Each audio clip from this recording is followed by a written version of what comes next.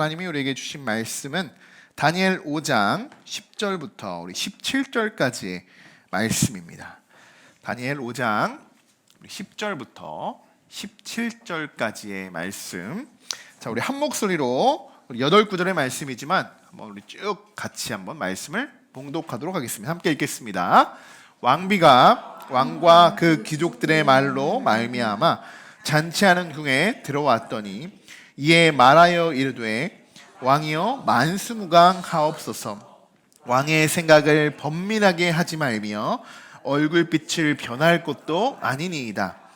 왕의 나라에 거룩한 신들의 영이 있는 사람이 있으니 곧 왕의 부친 때에 있던 자로서 명철과 총명과 지혜가 신들의 지혜와 같이 자니이다.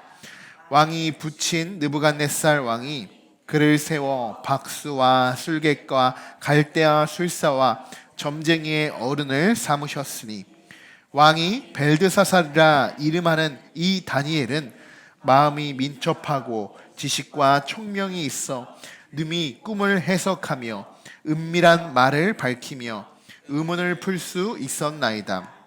이제 다니엘을 부르소서. 그리하시면 그가 그 해석을 알려드리리이다 하니라. 이에 다니엘이 부름을 받아 왕의 앞에 나오매 왕이 다니엘에게 말하되 네가 나의 부왕 유다에서 사로잡아온 유다 다손 중에 그 다니엘이냐? 내가 내게 대하여 들은즉 내 안에는 신들의 영이 있으므로 내가 명철과 총명과 비상한 지혜가 있다 하도다. 지금 여러 지혜자와 술객을 내 앞에 불러다가 그들에게 이 글을 읽고 그 해석을 내게 알게 하라 하였으나 그들이 다 그 해석을 내게 보이지 못하였느니라. 내가 내게 대하여 들은즉 너는 해석을 잘하고 의문을 푼다 하도다. 그런즉 이제 내가 이 글을 읽고 그 해석을 내게 알려주면 내게 자주색 옷을 입히고 금사슬을 내 목에 걸어주어 너를 나라의 셋째 통치자로 삼으리라 하니 다니엘이 왕에게 대답하여 이르되 왕의 예물은 왕이 친히 가지시며 왕의 상급은 다른 사람에게 주옵소서. 그럴지라도 내가 왕을 위하여 이 글을 읽으며 그 해석을 아뢰리이다. 아멘. 네, 지난 시간에는 벨사살과 귀족들이 연회를 즐기는 도중에 사람의 손가락들이 나와서 이 석회벽에 글씨를 새기는 모습을 보며 벨사살이 아주 깜짝 놀라고 그러한 정말 너무 무서워서 마음이 번민하고 무릎이 부딪힐 정도로 그렇게 벌벌 떠는 벨사살의 모습을 우리가 살펴봤습니다. 이렇게 지금 연회장의 분위기가 한참 이제 정말 심각해질 이때에 이 궁에 새로운 사람이 새롭게 이제 등장을 하게 됩니다. 한 사람이 등장하게 돼요. 그가 누구냐? 바로 벨사살의 어머니 왕비였습니다. 이 왕비는 연회장에서 이제 무엇인가가 잘못되어져 가고 있구나라는 것을 딱 느끼게 되고 서둘러서 연회장으로 찾아오게 돼요. 그리고 찾아오자마자 왕에게 이렇게 이야기하고 있습니다. 이에 말하여 이르되 왕이여 만수무강하옵소서. 이렇게 인사를 건네고 왕의 생각을 번민하게 하지 말며 얼굴빛을 변할 것도 아닙니다. 이렇게 지금 이야기하고 있어요. 벌벌 떨고 있는 지금 벨사살의 모습과는 다르게 왕비의 모습은 지금 이 상황이 너무나도 그냥 대수롭지 않게 생각하고 있습니다. 이때까지도 이들은 이것이 하나님의 진노의 메시지구나, 마지막 메시지구나라는 것은 알고 있지만 그 메시지가 얼마나 무서운 경고의 메시지인지는 아직 알지 못한 것입니다. 자, 지난 시간 말씀드렸듯이 오늘 밤 우리의 밤이 아니라 이 바벨론의 밤, 어떤 밤입니까? 마지막 밤이에요. 바벨론의 마지막 밤. 자, 여러분 지난 한 주간 여러분 어떤 삶을 살아오셨습니까? 하루하루가 정말 마지막이라고 생각하면서 그렇게 열심히 살아오셨습니까? 아니면 그냥 뭐 세월 가는 대로 시간의 흐름에 나를 맡겨서 그렇게 살아오셨습니까? 분명한 것은 우리는 늘 깨어 있어야 한다는 겁니다. 깨어 있어야 한다는 거. 데살로니가전서 5장 2절과 3절의 말씀에 이렇게 쓰여 있어요. 같이 한번 읽어볼까요?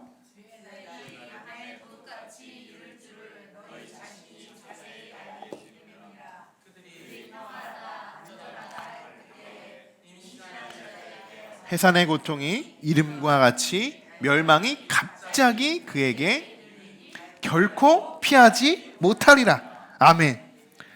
지금 딱 벨사살에게 그뿐만이 아니죠. 지금 바벨론에게 모든 이 사람들에게 들려주는 메시지가 아닐까요? 주의 날이 밤에 도둑같이 이른다. 도둑같이 이른다라고 우리는 말씀하고 계십니다. 그러면서 3절에 뭐라고 기록이 되어 있습니까? 그들이 평안하다, 안전하다 할 그때에 임신한 여자의 그 해산의 고통이 이름과 같이 멸망이 어떻게 이른다고요? 갑자기 이른다라고 지금 이야기하고 있습니다. 여러분, 벨사살뿐만이 아니라 사실 우리도 마찬가지. 우리들에게도 이 메시지는 동일하게 들려지고 있어요. 왜냐? 예수님도 늘 우리들에게 뭐라고 말씀하셨습니까? 뭐라고 말씀하셨어요? 깨어 있어라. 깨어 있어야 된다라고 늘 이야기하고 있어요. 자, 마태복음 25장 13절 이렇게 쓰여 있죠. 같이 읽어보겠습니다. 그런즉 깨어 있으라. 너희는 그날과 그때를 알지 못하느니라. 아멘. 구약, 신약 모든 것 할 것 없이 우리에게 동일하게 오늘 깨닫게 해주는 메시지가 뭡니까? 깨어 있으라는 거예요. 깨어 있으라. 오늘 예수님이 우리에게 묻고 계시는 첫 번째 질문이 바로 너희들은 지금 깨어 있느냐? 라고 우리에게 묻고 계십니다.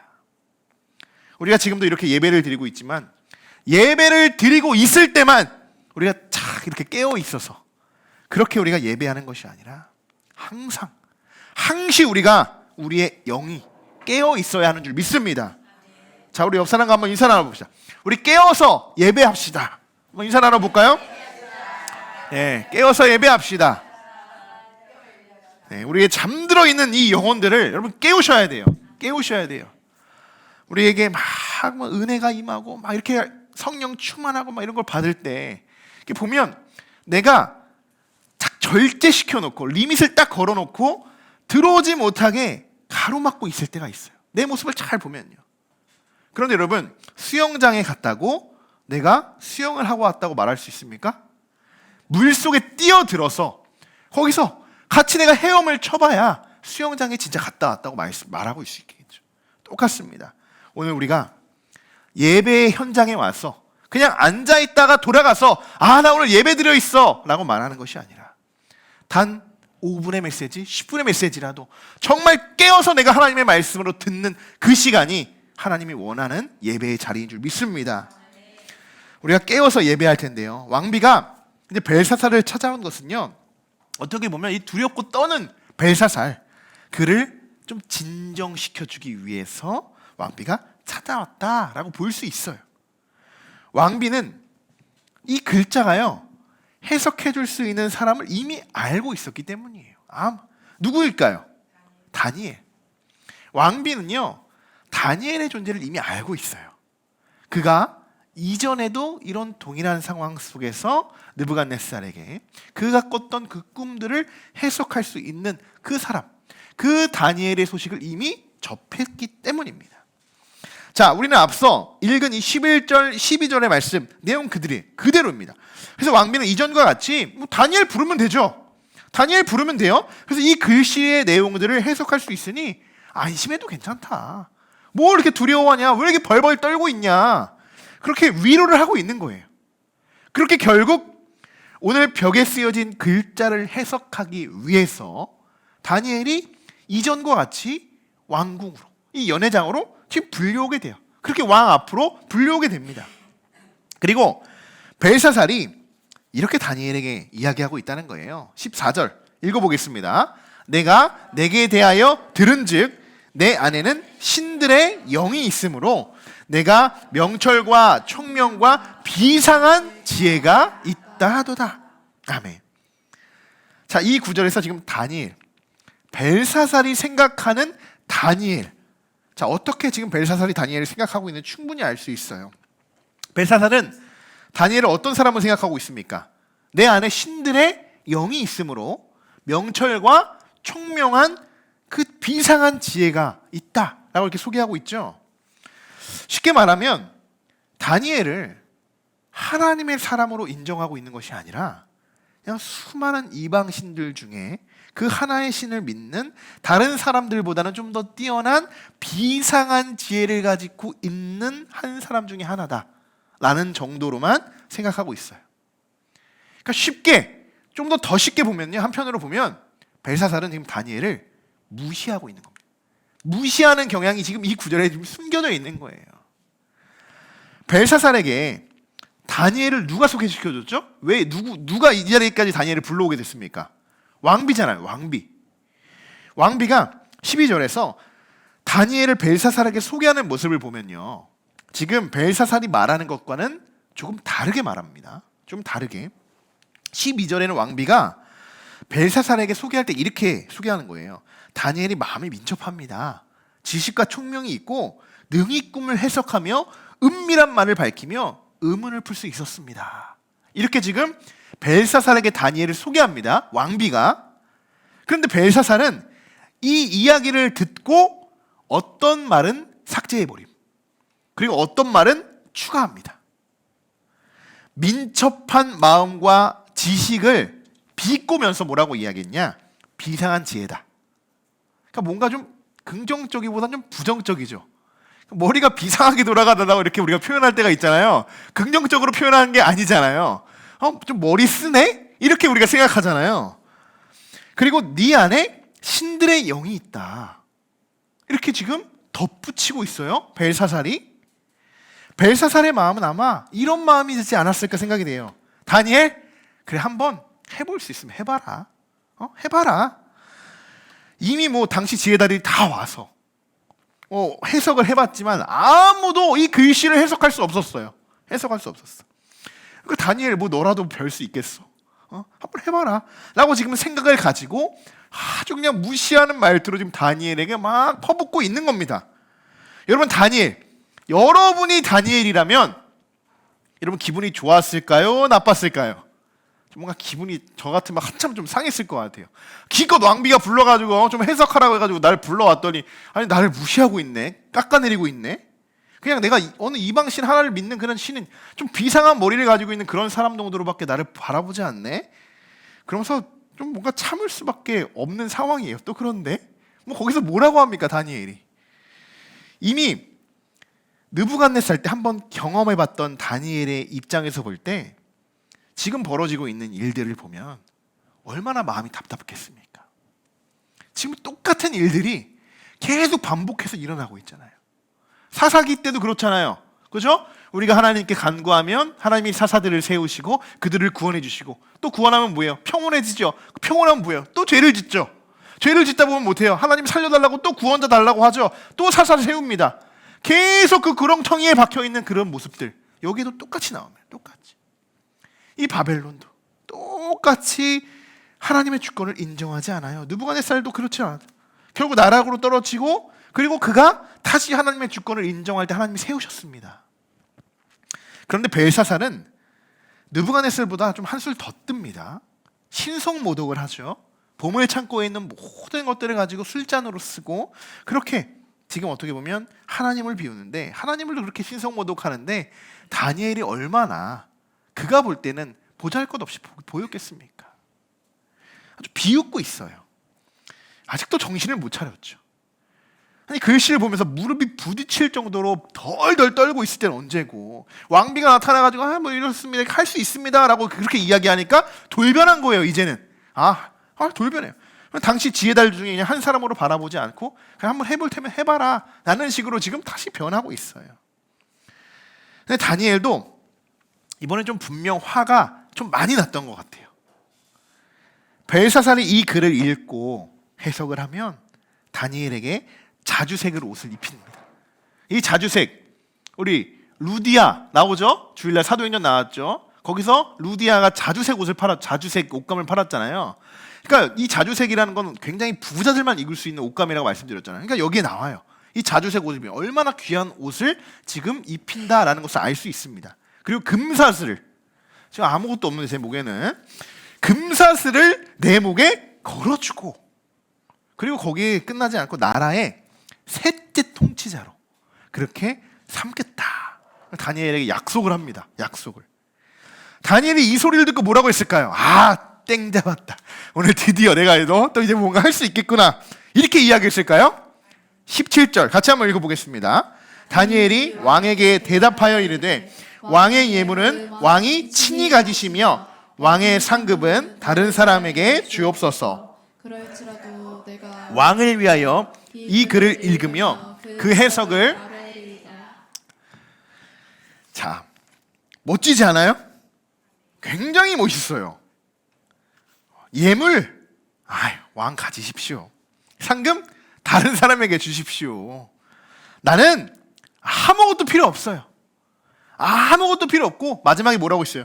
그럴지라도 내가 왕을 위하여 이 글을 해석하겠습니다. 해석하겠습니다. 여러분 잘 생각해 보셔야 돼요. 잘 생각해 보셔야 돼요. 지금 다니엘의 이 마음은요, 단순히 기분이 나쁘다고 감정 싸움으로 지금 벨사살에게 어떻게 보면 감정 싸움을 일으키는 그러한 말이 아니라 마지막 때에 가장 우리들에게 필요한 것이 무엇인가를 우리가 집중해 봐야 됩니다. 오늘 밤 바벨론이 멸망하는데 자주색 옷, 금사슬, 셋째 통치자, 뭐가 필요합니까? 뭐가 필요해요? 무슨 소용이 있습니까? 금사슬 걸고 막 자주색 옷 입고 셋째 통치자가 돼요. 그럼 뭐예요? 내일 바벨론이 멸망하는데 그 부와 명예, 권력 아무 소용이 없는데 전혀 이 다니엘이 볼 때는 그냥 아무 값어치가 없는 다니엘 2장에서 다니엘이 처음으로 느부갓네살의 꿈을 해석할 때 여러분 기억나실 겁니다. 느부갓네살을 처음, 그때는요 다니엘이 느부갓네살이 이제 다니엘에게 약속한 모든 것을 다니엘이 다 취했습니다. 다 그 약속대로 받았어요. 그러다 못해 2장 49절을 보면 이런 말씀이 있어요. 왕이 또 다니엘의 요구대로, 다니엘이 요구를 합니다. 오히려 요구를 하면서 자기의 친구죠, 사드락과 외삭과 아벳노고를 지방에 일을 할 수 있도록 그들을 좀 세워주십시오 라고 오히려 요청을 해요. 선물만 받고 끝나는 것이 아니라 왕에게 오히려 요구를 하고 왕은 또 그 요구를 또 들어줍니다. 들어줘요. 이런 장면이 소개되고 있는 반면에 오늘은 어때요? 벨사살과의 관계는 어떻습니까? 상황이 완전히 다르다는 거예요. 아무것도 필요 없다는 겁니다.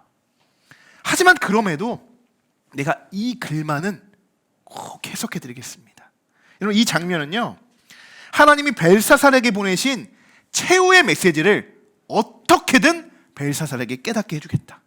그 메시지를 내가 정확히, 하나님의 메시지를 내가 해석해 드리겠다라고 지금 그의 의사를 정확히 밝히고 있다는 겁니다. 오늘 본문의 메시지는 여기까지입니다. 다음 시간에 우리가 이 꿈이 도대체 무슨 꿈인지를 우리가 살펴볼 텐데, 오늘 다시 한번 우리의 말씀을 한번 정리해 본다면 가장 중요한 것은 우리가 항시 깨어 있어야 된다는 겁니다. 이것이 가장 중요해요. 가장 중요해요. 예수님이 말씀하셨죠. 깨어 있으라 너희는 그날과 그때를 알지 못한다. 알지 못한다. 지금 여러분 혹시라도 여러분들의 영혼 잠들어 있으십니까? 지쳐 있으십니까? 쓰러져 있으십니까? 그러면 흔들어 깨우십시오. 흔들어 깨우십시오. 육신이 지치고 힘들다고 우리가 쭉 처져 있으면요, 우리의 영도 무너지게 되는 거예요. 무너지게 됩니다. 여러분 중보 기도 중에 가장 많은 기도 제목 중에 한 가지가 여러분 뭔지 아십니까? 건강에 대해서 거의 모든 성도분들이 빠짐없이 건강에 대한 그 기도 제목들을 요청하시고 함께 기도하고 있어요.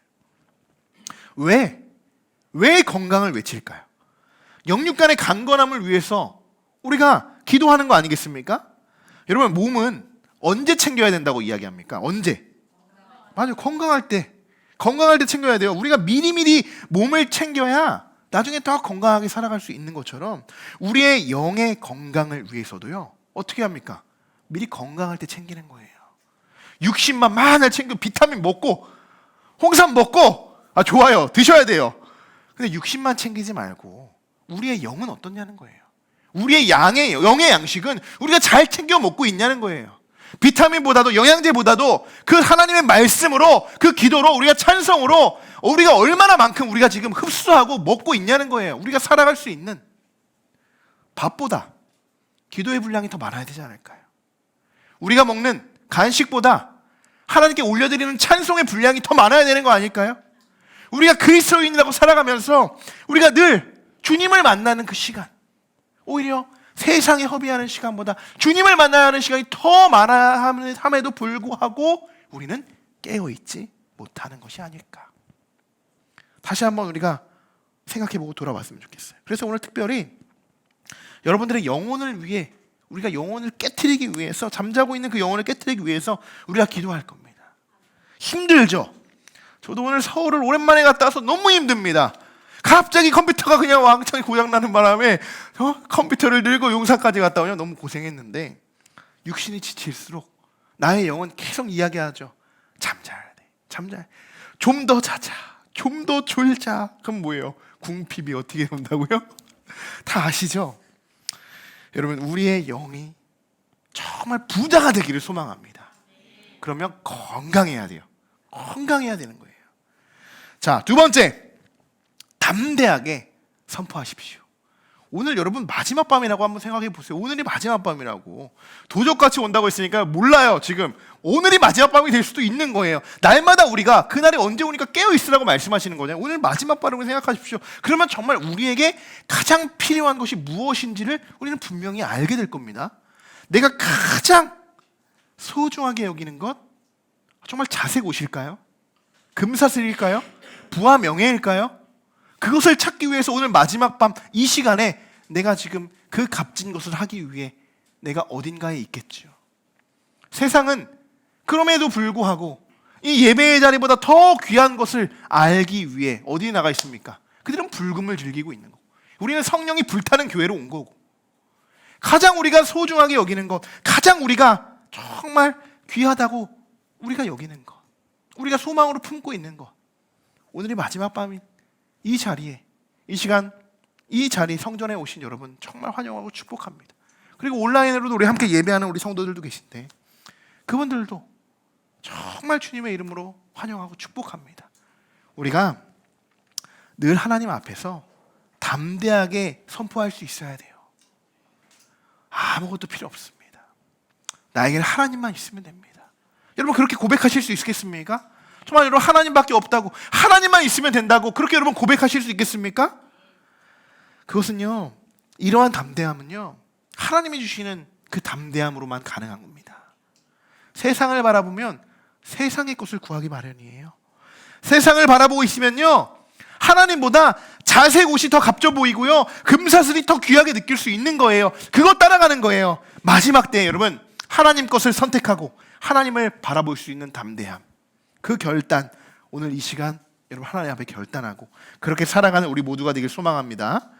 오늘도 하나님은 우리의 마음을 지켜보십니다. 마음을 지켜보고 계세요.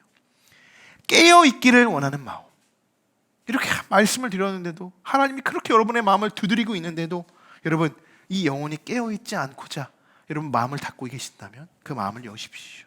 여십시오. 겁내지 마시고 그냥 물속에 여러분 푹 들어가셔서 아무것도 하지 말고 그 물에 여러분의 몸을 맡기십시오. 그러면 수영 못하는 사람도요, 물에 뜹니다. 빠져 죽지 않아요. 아무리 물을 무서워한다고 해도 오히려 내가 발버둥 치고 막 물어도 잡겠다고 그렇게 할수록 물속으로 빠져들어가는 겁니다. 살겠다고 발버둥 치는 것이 아니라 진짜 살겠다면 그 물 위에 내 몸을 맡기십시오. 하나님께 여러분을 맡겨드리는 겁니다. 발버둥 치거나 막 내가 다른 것들을 간구하며 그것을 채우려고 하지 마시고 하나님께 여러분들이 그냥 빠져 들어가시고 그 안에서 그냥 나의 모든 것을 하나님께 맡겨드리십시오. 그래야 하나님이 여러분들을 살리시는 겁니다. 그 영혼을 깨우시는 겁니다. 오늘 이 시간 깨어있기를 원하시는 하나님의 마음, 담대함으로 무장되기를 원하시는 하나님의 마음, 여러분은 그 마음들을 느끼시고 오늘 시간 결단하는 귀한 시간이 되시기를 주님의 이름으로 간절히 축원합니다. 우리가 이 시간 같이 찬양할 텐데요. 기도할 수 있는데 우리가 참 많이 불렀던 찬양 중에 하나입니다. 우리는 기도하면서도 걱정할 때가 너무나 많고 기도하면서도 염려할 때가 너무나도 많습니다. 심지어 예배를 드리면서도 막 세상 근심에 빠져서 우리가 지금 무엇을 하는지도 모르는 채 그렇게 이 예배의 시간을 흘려보낼 때도 있다는 거예요. 오늘 하나님 앞에 우리의 진심 어린 마음으로 우리가 찬양하며 함께 기도하기를 소망합니다.